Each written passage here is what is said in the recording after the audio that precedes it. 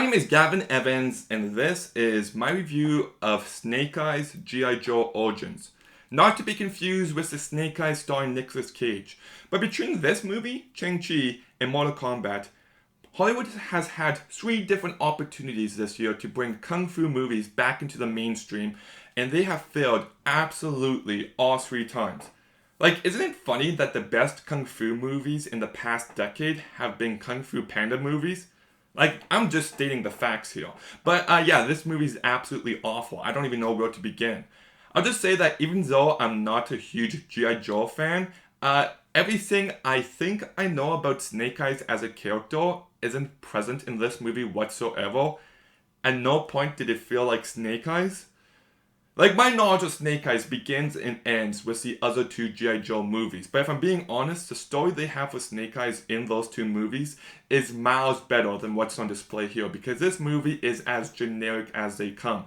As soon as this movie begins and we get the dad who dies and we then see the main character fighting people for a living, I'm just like, oh, so this is going to be the most cliche power shit ever, isn't it?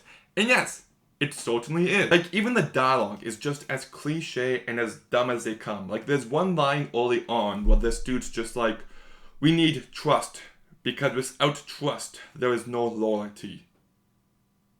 Yeah, duh. Was anybody there not already aware of that fact? But anyways, this movie is absolutely creative bankrupt. There's not an ounce of style or vision in this movie. It feels like a studio movie in the worst possible way, every single second of it. Like, the most style I can give this movie was the way that the subtitles looked, but they looked really stupid to the point where it actually annoyed me. Like, it felt like someone just picked this cool font and had the subtitles in it. I don't need cool fonts for my subtitles. Just have the words at the bottom of the screen. But yeah, like, this movie has no vision to it. There's no point where I'm just like, oh wow, like, the director really brought something to this movie. Because he doesn't. This movie is just so dull and boring throughout. Not a single character is remotely interesting. Not a single performance brings any life into these dull characters. For a movie with so much action, I was just bored out of my mind because I had zero investment in what was going on, because nothing that was going on was remotely interesting. This movie doesn't have an ounce of energy. The action scenes themselves are absolutely forgettable in every way. This movie is absolutely visually boring. There's a romance that you don't buy, which feels like a necessity for blockbusters these days. And everything going on is just overly convoluted, and I did not care about it. Now, I know some people are complaining about the fact that Snake Eyes is kind of the villain here, and I don't really think that's a negative. Like, I get what people are saying, but I actually think that could have been a unique thing to do with it. My problem with Snake Eyes isn't that he's kind of the villain in the story. My problem with Snake Eyes is that the character is so remarkably boring. Like, he's not interesting in any way. This movie just follows every cliche to a T. And there's nothing in this movie that you haven't seen a billion times already and done much, much, much better. There's a few shots in this movie that did make me laugh out loud. Like, there's 2 different shots at the end. One scene's like involving these 3 girls standing together, and it's supposed to be like a girl power moment, and it's very cringy. The other moment is when these people are marching into this final battle, and you know, there's people walking, and then slowly they're joined by more and more people, and I thought it was absolutely hilarious. And it wasn't meant to be. Like, it looked so freaking stupid. Some of the other characters in this movie, you've got Baroness, who, I'm gonna be honest, thought looked absolutely horrendous. Like, the costume they got for that character looked like cosplay. One of the G.I. Joes comes in, played by Samara Weaving, who's way too good to be in this movie. What are you doing here, Samara? You're way too good for here. She adds absolutely nothing, but, you know, it's a G.I. Joe movie, so you have to mention G.I. Joe. What else can I mention?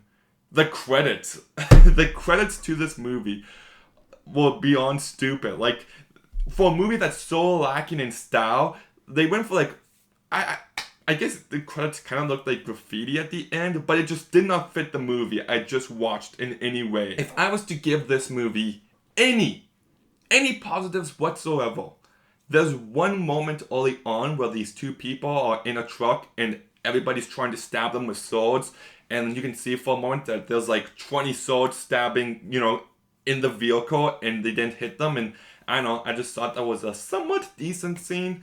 And then, the main character has to go through all these different trials, and I didn't really care for most of them, but I actually did like the first trial. Like, he had to get this guy's bowl of water and get him to take his bowl of water. And it begins as like an action moment of him trying to get his bowl of water while fighting him, but then he's just like, could I please have your bowl of water in exchange for mine? And then that's all they had to do. I like that. I thought that was a cool little thing. That's where my positives end though. I hated this movie.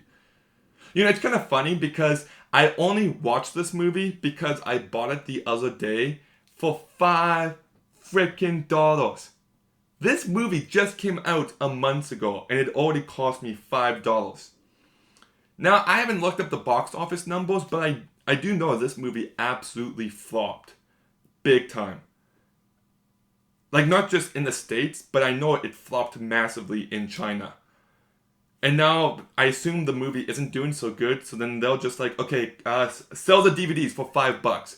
Like, this movie must be one giant flop. It really must be. But, I think this also, brings to mind a bigger issue with Hollywood today.